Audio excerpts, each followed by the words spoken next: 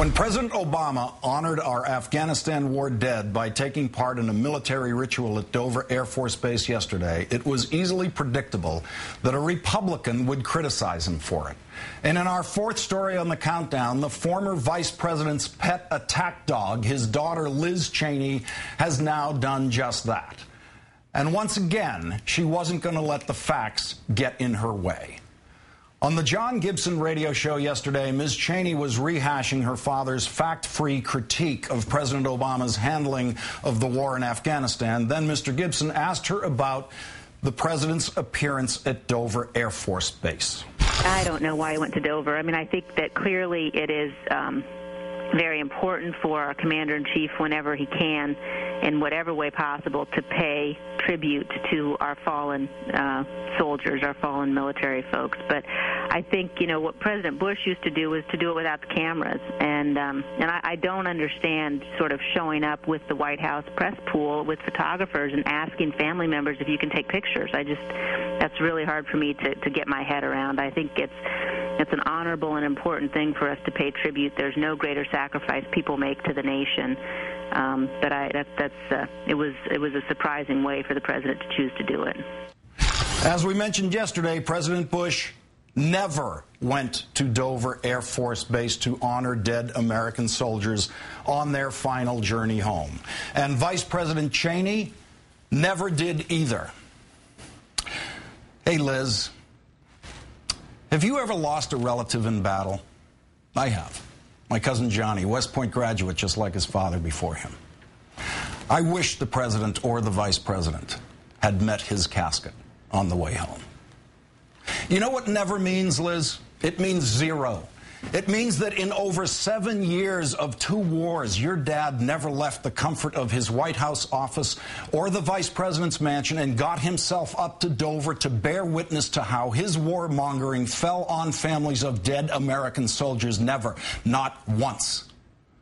Liz, don't let your dad do this to you. Don't let him parade you onto the stage to defend the indefensible.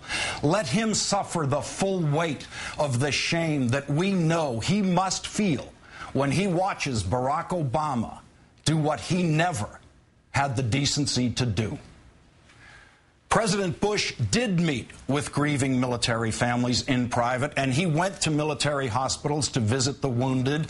As for Ms. Cheney's reference to cameras, the policy of banning media coverage of coffins continued unaltered throughout the Bush administration.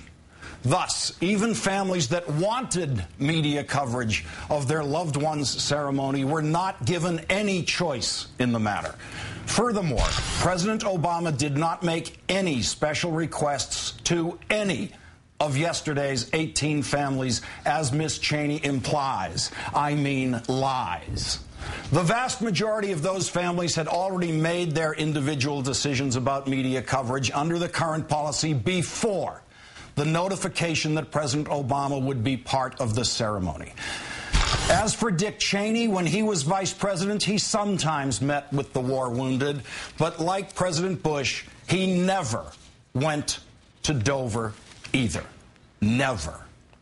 And a reminder, Mr. Cheney successfully sought out 5 deferments from the draft to avoid having to serve his country in the Vietnam War. Mr. Cheney's 5th and final deferment, a result of his wife becoming pregnant with Liz. Mr. Cheney was granted a 3A status, the hardship exemption by his draft board, which was available to men with children at that time. Let's call in MSNBC political analyst, author of Renegade, The Making of a President, and senior strategist at Public Strategies, Richard Wolff. Good evening, Richard. Good evening, Lawrence. We predicted with Michael Betzschloss on this show last night that, of course, the president would be criticized by someone. It comes as no surprise that Liz Cheney was the very, very first to rush to the microphones. What does the Cheney family think this country thinks when, after 7 years of failure by Dick Cheney's strategizing on Afghanistan, President Obama is left at Dover, still receiving war dead from Afghanistan?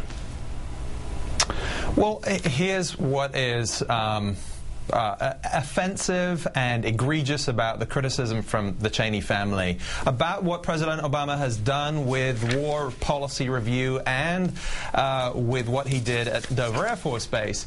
The idea, the sort of central founding idea that Cheney had was that after Vietnam, or through Vietnam, the country lost its willpower. It lost its seriousness about national security challenges and disrespected the troops. And therefore, it was really important for future presidents to respect the contribution, the sacrifice of American servicemen and women. And that's what President Obama has been doing. That's what the policy review is. You can say that he's taking too long. You can disagree with the policy results at the end of it. But you can't say that he's not taking it seriously.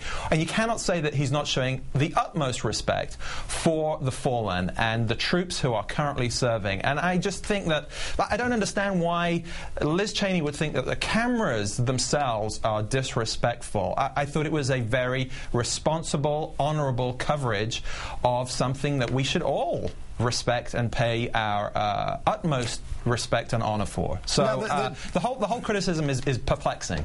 The Cheney family criticism currency is totally devalued, I think, in our political discussion these days. But doesn't something like this from Liz Cheney force an even further devaluation of it? Doesn't it now seem like there isn't anything the President of the United States can do, including saluting the coffins of the dead, that will not bring virulent, unthinking criticism from Cheney family members?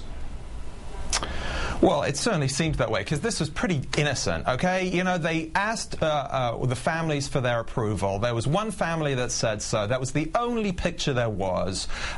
And beyond that, it just strikes me that there's an attempt to politicize not just the troops, and there was plenty of photo ops with troops through the entire period of the Bush presidency and the Bush re-election campaign. But beyond that, to politicize the fallen.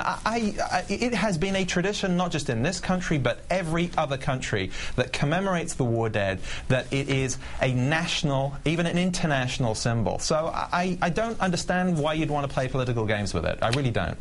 Richard, we now know how the Vice President skated by possible perjury charges of his own. The notes from his FBI interview are out now. It indicates that he testified, despite all of his handwriting on Joe Wilson's op-ed piece in the New York Times, he testified that he didn't remember. Couldn't quite remember whether he talked to Scooter Libby about that, and then Libby testified he couldn't remember either. Maybe they did, maybe they didn't. I spoke to a federal prosecutor this afternoon who said that is a flawless, an absolutely flawless and classic seeming coordination of bits of testimony to squeak them both past that prosecutor on that point. Do you think that if the public had known exactly how close Cheney had played this at the time he was in office, there would have been an even larger reaction to his role in this? Well, I think Fitzgerald, the prosecutor, gave us plenty of clues. He said there was a cloud over the vice presidency, and that cloud turns out to be the kind of foggy place where not only does he not remember anything, but apparently he spoke to Karl Rove about Wilson, but never mentioned, as far as he could recall, talking about Valerie Plame. He talked about the husband, but not the wife. I don't think so.